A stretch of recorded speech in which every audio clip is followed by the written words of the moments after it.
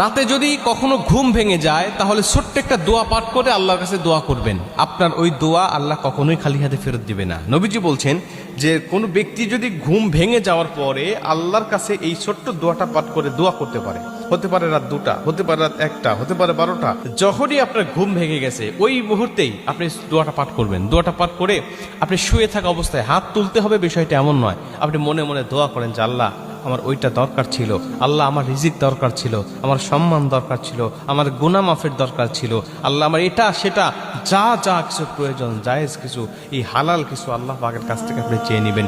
নবীজি বলছে দোয়া করলেই আল্লাহ পাক তখন তার দোয়াটা কবুল করে নেয়। আর আরও ভালো হয় যদি আপনি ঘুম ভেঙে যাওয়ার পরে 2টার সময় আপনার ঘুম ভেঙে গেছে, আপনি উঠে যান, উঠে গিয়ে ওযু করে আপনি 2 রাকাত তাহাজ্জুদ নামাজে দাঁড়িয়ে যান। কারণ নবীজি বলছে যে ওই সময় কিছু চাইলেই আল্লাহ দোয়া কবুল করে। আপনি ঘুম ভেঙে যাওয়ার পরে দোয়াটা করলেন, দোয়াটাও কবুল হয়ে গেল, আর আপনি ওযু করে তাহাজ্জুদ